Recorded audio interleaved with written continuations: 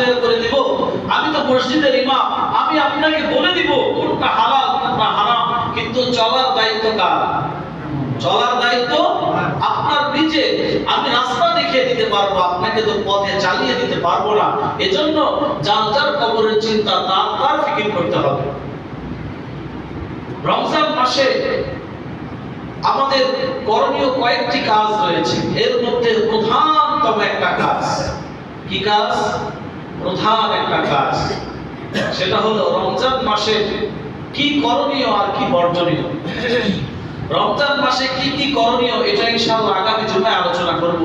বর্জনীয় বিষয়গুলোর দিকে একটু দৃষ্টিপাত করা যাক। কি কি বিষয় আমাদের বর্জনীয়, কি কি কাজ আমরা করতে পারবো না, যেগুলো করলে আমাদের রোজা পরিপূর্ণ হবে না, ক্ষতিগ্রস্ত হয়ে যাবে। عن ابي هريره رضي الله تعالى عنه قال قال رسول الله صلى الله عليه وسلم ليس الصيام من الاكل والشرب فانما الصيام من اللغو والرفث فان سابك عليك او جهل عليك فقل اني صائم। আল্লাহ নবী সাল্লাল্লাহু আলাইহি ওয়াসাল্লাম বলেন, রমজান মাস আসলে সারাদিন না খেয়ে থাকা, সারাদিন পানাহার থেকে বিরত থাকা, শুধু এটার নাম রোজা না, এটার নাম সিয়াম না।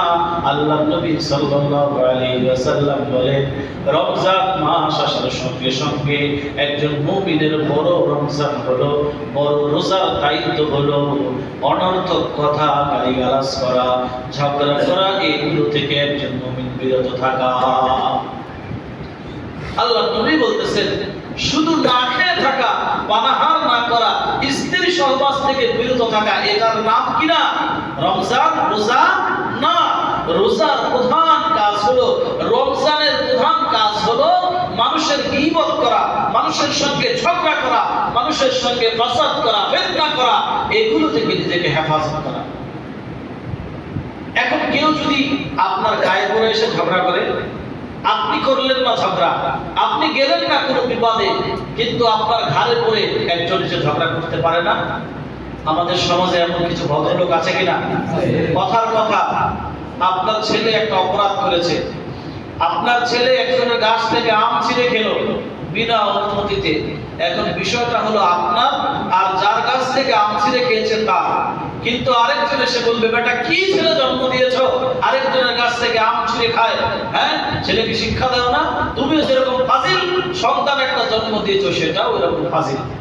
এরকম ভদ্রলোক আছে না?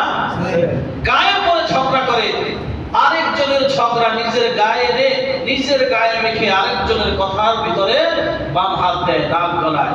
এই ধরনের কেউ যদি আপনার পাল্লায় পড়ে, তখন আপনি কি করবেন?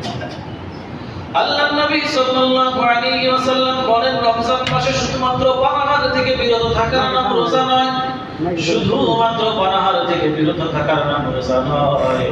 আল্লাহ নবী বলেন, রমজান মাস উপলক্ষে রোজা রাখা অবস্থায় নিজে কাউকে গালি দেওয়া যাবে না, অন্যায় করা যাবে না, মানুষের সঙ্গে ওই হুল্লোড় করা যাবে না, ঝগড়া করা যাবে না। যদি কোনো মানুষ অন্যায়ভাবে তোমার উপরে চেপে বসে ঝগড়া করতে আসে, তুমি বলবে, ইন্নী সাইম, আমি রোজাদার। কি উত্তর? শুধু আমি রোজাদার। আল্লাহ নবী সাল্লাল্লাহু আলাইহি ওয়াসাল্লাম বলেন, একবার বলার পরে যদি সে না মানে, দ্বিতীয়বার আবার বলবে আমি রোজাদার। আছে না অনেক মানুষ, আপনি যতই বলেন আমি রোজাদার, আমি নামাজ পড়তেছি, আমি দুর্বল, সে মানবে না, তার ঝগড়া সে করেই যাবে। তখন আল্লাহ নবী বলেন, দ্বিতীয়বার আবার বলো, ইন্নী সাইমুন, আমি রোজাদার, আমি রোজাদার। দুইবার বলার পরেও সে যদি না মানে, সে যদি তোমার সাথে ঝগড়া করতেই আসে, তুমি তোমার সেই জায়গা ত্যাগ করো। তবু কারোর সঙ্গে ঝগড়ায় লিপ্ত হওয়া যাবে না। রমজান মাস আসছে, কারোর সঙ্গে ঝগড়া বিবাদে লিপ্ত হওয়া যাবে না। তোমার উপরে যদি জোর করে চড়াও হতে চায়, তুমি বলো, ভাই আমি তর্ক করতে পারবো না, আমি রোজাদার, আমার সঙ্গে তর্কা ঝগড়া তুমি করো না, আমি রোজা রেখেছি, আমি ঝগড়া করতে পারবো না। এরপরেও যদি সে না মানে, এরপরেও যদি তাকে মানানো না যায়, আপনি নিজে থেকে সরে আসেন। তবুও কারোর সঙ্গে রমজান উপলক্ষে কি করা যাবে না? ঝগড়া ফাসাদ করা যাবে না। আল্লাহ নবী সাল্লাল্লাহু আলাইহি ওয়াসাল্লাম বলেন, রমজান মাসে কারো সঙ্গে ঝগড়া বিবাদ ফাসাদ করা যাবে না। আল্লাহ পাক রব্বুল আলামিন হাদিসে কুদসির ভিতরে নবী পাক সাল্লাল্লাহু আলাইহি ওয়াসাল্লামের কাছে বলেন, আল্লাহু আযজা ওয়া জাল্লা কুল্লু আমাল ইবনি আদম ইল্লা সাইমুন ইয়াজসি আলাইয়া ওয়া আনা উজসি বিহি আও কামা ক্বালা নবী সাল্লাল্লাহু আলাইহি ওয়াসাল্লাম। আল্লাহর নবী বলেন, প্রত্যেক আদম সন্তান যত আমল করে সব কিছু তার নিজের জন্য। আদম সন্তান যা কিছু করে সব কিছু কার জন্য? নিজের জন্য।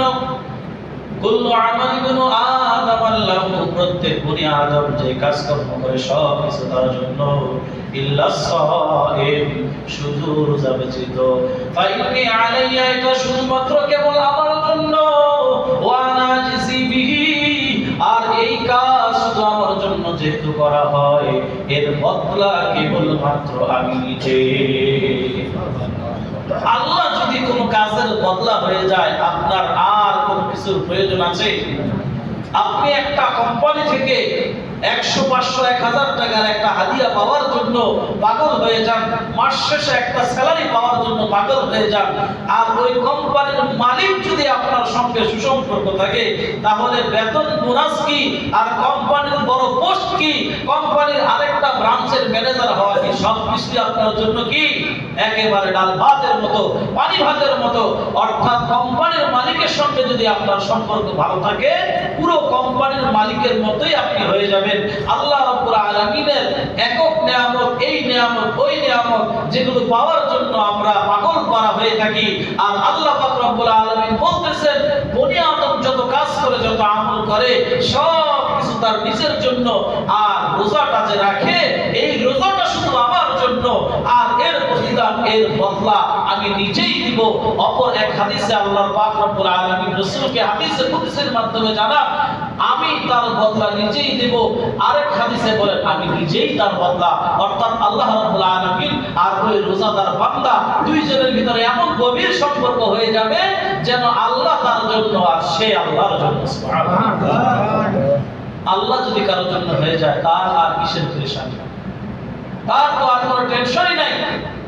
কবরে, আখিরাতে, ফুলসিরাতে, হিসাবের জায়গায়, মিজানের পাল্লায় তার আর কোনো টেনশন থাকবে না। আল্লাহ পাক রব্বুল আলামিন যদি কারো প্রিয় হয়ে যায়, কারো পছন্দের হয়ে যায়, আল্লাহ পাক তাকে প্রিয় পাত্র বানিয়ে নেয়, পছন্দের পাত্র বানিয়ে নেয়। আর আল্লাহ যাকে প্রিয় করে নেয়, তার কোনো টেনশন নাই, তার কোনো চিন্তা নাই। আল্লাহ পাক রব্বুল আলামিন যদি একবার আপনাকে পছন্দ করে ফেলে, আপনার কোনো একটা আমল যদি আল্লাহর কাছে প্রিয় হয়ে যায়, আমলটা যত ছোটই হোক না কেন, যত সামান্যই হোক না কেন, ওই ছোট সামান্য আমলের কারণে আল্লাহ পাক রব্বুল আলামিন আপনার আমার জীবনের আমলনামাটাকে আমল দ্বারা, নেক আমলের দ্বারা পরিপূর্ণ করে দিয়ে জান্নাতের মেহমান করে দিবে। এটা আল্লাহর খাসিয়ত, আল্লাহর বৈশিষ্ট্য। আল্লাহ যদি চায়, সামান্য আমলের বিনিময়ে মানুষকে ক্ষমা করে দিতে পারে। আপনার কাছে মনে হতে পারে, আরে এই লোকটার দাড়ি নাই, ঠিক মতো নামাজ কালাম করে না, হ্যাঁ, কথাবার্তা অত সুন্দর না, এ তো নিশ্চিত জাহান্নামী। এই ধারণা করা যাবে না। দেখা যাবে এই দাড়িবিহীন ব্যক্তি, এই বদ আমলকারী ব্যক্তি এমন কোন একটা নেকের কাজ, এমন কোন একটা ভালো কাজ করে রেখেছে, আল্লাহর কাছে এত প্রিয় হয়েছে, আল্লাহ পাক রব্বুল আলামিন তাকে মাফ করে দিয়েছে। দুনিয়ার মানুষের খবর নাই, আল্লাহর কাছে সে পছন্দনীয়, প্রিয় পাত্র হয়ে গিয়েছে। এক জানিয়া মহিলা, দেহ ব্যবসায়ী মহিলা, সে একটা আল্লাহর মাখলুক বিড়ালকে সামান্য একটুখানি পানি পান করার কারণে আল্লাহ তাকে মাফ করে দিয়েছে। এই ঘটনা আপনারা শুনেছেন না? আমরা কি তার চাইতে বেঁচে গিয়েছি? আমরা কি তার চাইতে খারাপ হয়ে গিয়েছি? কিন্তু আমরা একটা জায়গায় মিস্টেক করেছি, সেটা হলো আল্লাহর সাথে আমরা দূরত্ব সৃষ্টি করে ফেলেছি।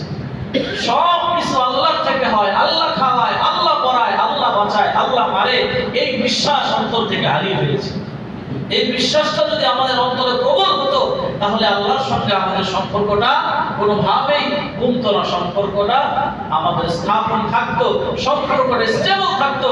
আল্লাহর উপরে যখন কারো বিশ্বাস অটল থাকে, ওই মানুষকে আল্লাহ পাক রব্বুল আলামিন দুনিয়ার কোনো জায়গায় আটকায় না, ঠেকায় না, ঠিক কিনা? সম্মানিত হাজিরিন, আল্লাহ একটা মাখলুক, ছোট নগণ্যতম একটা মাখলুক বিড়ালকে এক ফুট পানি পান করার কারণে এত বড় অপরাধী মহিলাকে আল্লাহ মাফ করে দিলেন। এবার আপনি একটু ভেবে চিন্তে দেখেন তো, এই দুনিয়ার ভিতরে মানুষের চাইতে উত্তম কোন মাখলুকাত আল্লাহ রাব্বুল আলামিন বানান নাই। মানব সেবার মতো বড় কোন ইবাদত আল্লাহ পাক রব্বুল আলামিন বানান নাই। যে মানুষগুলো সারা দিন না খেয়ে থেকে রোজা রেখে ক্ষুধায় তৃষ্ণায় কষ্ট করে ইফতারের সময় যখন